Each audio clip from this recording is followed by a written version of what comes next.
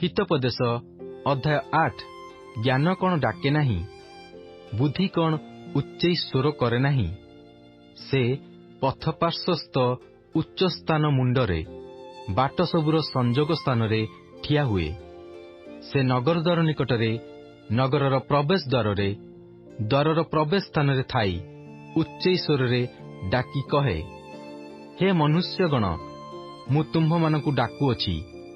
पुणी मनुष्य संतानगण प्रति मोहर रब अछि। हे निर्बोध लोके सतर्कतार कथा बुझ। हे मूर्ख लोके तुम्हे माने सुविवेकी मना हुओ। शुण, जेहेतु मु उत्कृष्ट विषय कहिबी, मु ओष्ठाधर फिटाई यथार्थ कथा कहिबी। जेहेतु मोहर मुख सत्य कहिब, दुष्टता मो ओष्ठाधरर घृणार विषय। मो मुखर समस्त कथा धर्ममय। तहि मध्यरे वक्र कि कुटिल किछि नाही। जे ताहा बुझे ताहा प्रति से सबु स्पष्ट। पुणी विद्याप्राप्त लोकंक प्रति ताहा यथार्थ अटई। रूपा अपेक्षा मोहर उपदेश एवं मनोनीत सुवर्ण अपेक्षा ज्ञान ग्रहण कर।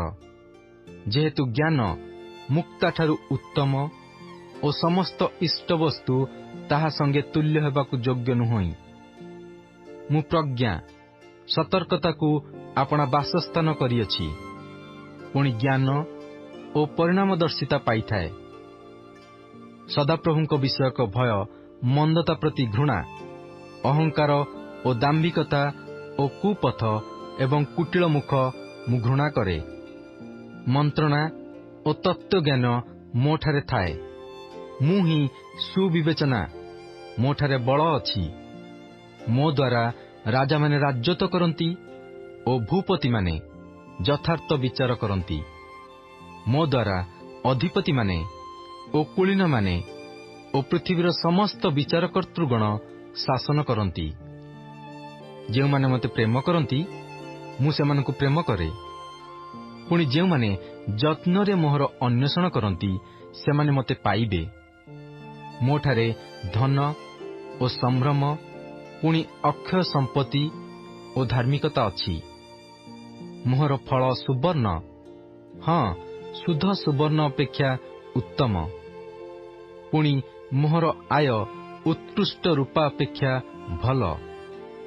मु धार्मिकतार मार्गरे विचारर पथ मध्यरे गमन करे। आउ जेउ माने मते प्रेम करती सेमानंकु सार संपत्तिर अधिकारी करे ओ सेमानंक भंडार परिपूर्ण करे। सदाप्रभु निज गतिर आरंभरे ताहांक कर्म सकलर पूर्वरे मते अधिकार करथिले। अनादि कालरू अबा आद्य काल ठारू अबा पृथ्वीर मूल स्थापनार पूर्वरू मु स्थापित अछि। बारिधि सकल नथिबा समयरे, निर्झर सकल जलपूर्ण नथिबा समयरे मु जन्मी अछि। पुणी पर्वतगण और उपपर्वतगण स्थापित हेबा पूर्वरे मु जन्म पाइअछि। से समयरे भूमि कि प्रांतर कि जगतस्थ धूलिर अग्निमांस से सृष्टि कर नथिले। जेउ समयरे से आकाशमंडल स्थापन कले से समयरे मु सेठारे थिली। जेउ समयरे से बारिधि उपरे चक्राकार सीमा निरूपण कले, पुणी उपरिस्थ आकाशमंडल को दृढ़ कले ओ बारिधिर प्रवाह सकल प्रबल हैला।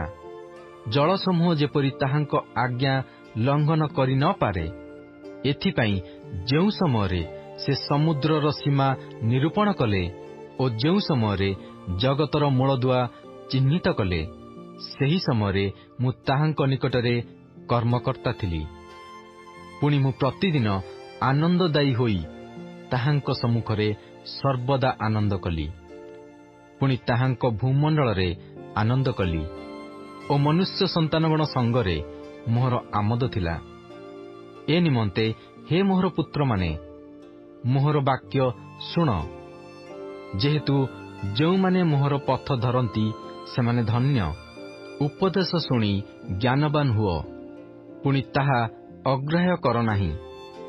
जे मो कथा शुणे ओ मो द्वार निकटरे नित्य जगी रहे ମୋ ଦ୍ୱାରର ଚୌକାଠ ନିକଟରେ ଅନୁସରଣ କରେ, ସେହି ଲୋକ ଧନ୍ୟ। ଯେହେତୁ ଯେ ମୋତେ ପାଏ ସେ ଜୀବନ ପାଏ ଏବଂ ସଦାପ୍ରଭୁଙ୍କର ଅନୁଗ୍ରହ ପ୍ରାପ୍ତ ହେବ। ମାତ୍ର ଯେ ମୋ ବିରୁଦ୍ଧରେ ପାପ କରଇ ସେ ଆପଣା ପ୍ରାଣର କ୍ଷତି କରେ।